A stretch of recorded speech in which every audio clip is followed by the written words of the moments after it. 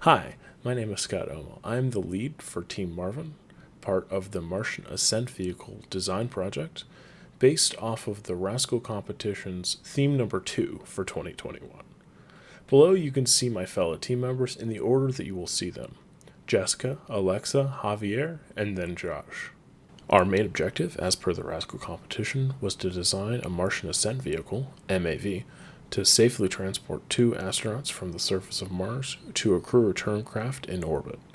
Some major requirements for the MAV were that it shall not exceed a wet mass of 20,000 kilograms, nor a dry mass of 5,000 kilograms, nor a budget of $20 billion over 10 years, which then would culminate in a theoretical launch on or before December 2034.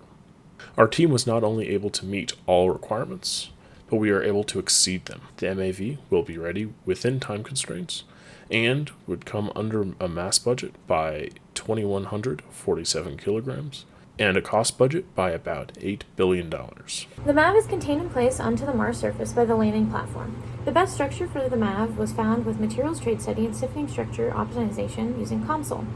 The MAV consists of a highly reliable stiffened cabin shell, low-impact docking system integration, multifunction deployer, soft-ride uniflux vibration isolation system, and the main MAV structure is made of 7075 aluminum.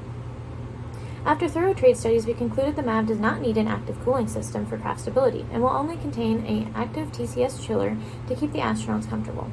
Preparing for launch on Mars involves deriving fuel from Mars via the Sabatier cycle, pre-flight check, final go and no-go, then launch.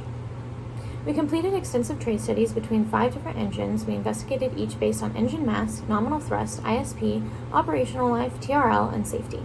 The weighted decision matrix helped us in engine selection. The MAV contains 3 Mira LM10 engines using liquid methane and liquid oxygen, with 2 staging events optimized with code we wrote in MATLAB. We decided on liquid methane and liquid oxygen due to their combined efficiency, and it would be easier to source from Mars instead of shipping water back and forth from Earth. The fuel tanks are made of carbon-carbon sandwich, and through feasibility studies, we found that the MAV is still safe to launch and complete the mission with only 39% of the total fuel. The MAV reaches a velocity of about 3.9 kilometers per second. The staging of our MAV is as follows. Our MAV will launch and all engines will ignite. After stage 1 separation, the rest of the system will continue to burn, and eventually stage 2 will separate. The payload will continue to burn to circularize the orbit.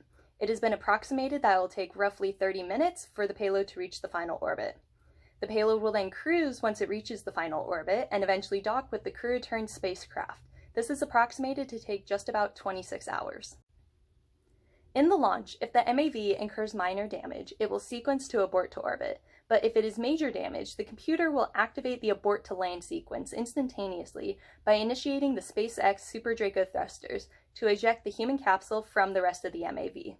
After reaching the 175-kilometer Mars orbit, the MAV will rendezvous via Hoffman transfer. We use GMAT software to simulate this rendezvous and to calculate the final orbit. By comparing the amount of fuel left after performing the rendezvous and the window time we have for our launch.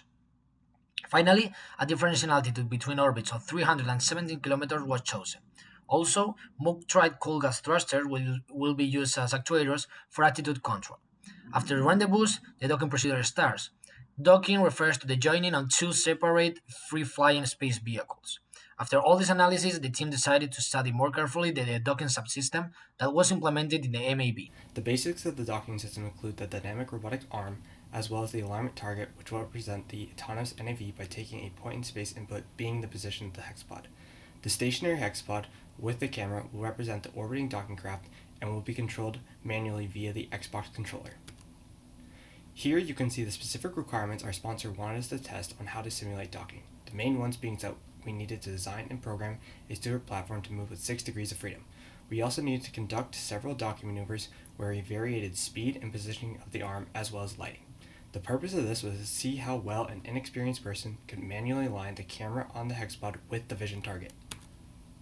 For the construction of the Stewart platform, the drawing and tables show the general placements for each of the different parts as well as our overall price. The most important parts of the Stewart platform are the 3D printed base plate, top plate, and servo extender, as well as the low-string steel rods, the turnkey servos, and the ball joint rod ends. Our 3D printed parts were created using PLA filament because it was strong and easy to use. We chose to 3D print these parts because it allowed us to perform rapid prototyping as well as on-the-fly adjustments for when our original servo arms kept breaking. We chose the low-strength steel rods because they fit our size requirements and despite their names would not break easily. The Eternity servos were chosen because of their low cost and were very reliable. The ball joint rod ends were chosen because they were fairly inexpensive and would allow for greater translational and rotational movements for testing the Stewart platform. As we can see in the sketch, the battery is connected to the breadboard through the regulator and supplies power to all servos and the Arduino board.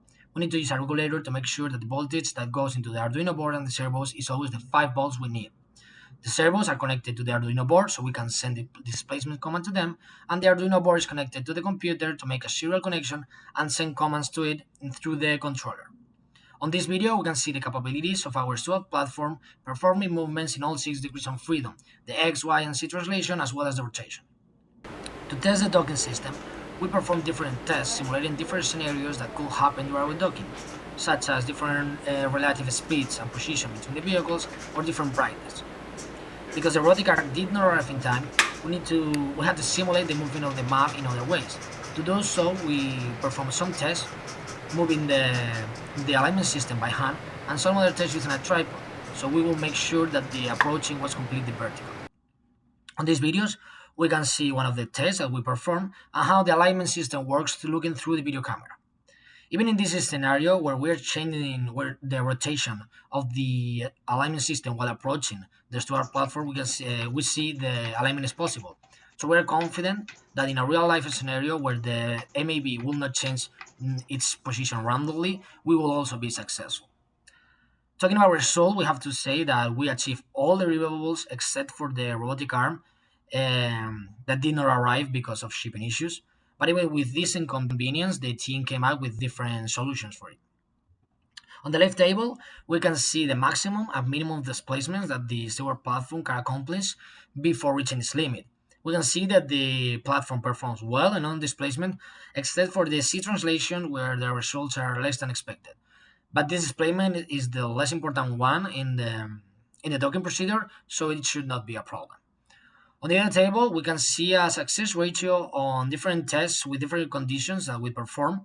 We can see that the success ratio is 100% in all cases except for the more complicated ones where we reach an 80 to 90% success ratio. But we are confident with more training on the controller and how the alignment system works, we could make this value go almost to 100%.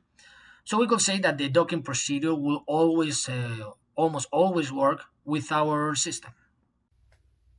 The team is kept within our $3,000 budget and we still have $903.30 left. Some of the major obstacles we have overcome as a team are COVID-19 and having to meet over Zoom 2 to 3 times a week. The learning environment with this is much different compared to meeting in person. Project changes from structure testing to docking, losing team members halfway through our project and being short-staffed, smaller timelines, language barriers with foreign exchange students, having non-aerospace majors on the team, and designing outside of our majors.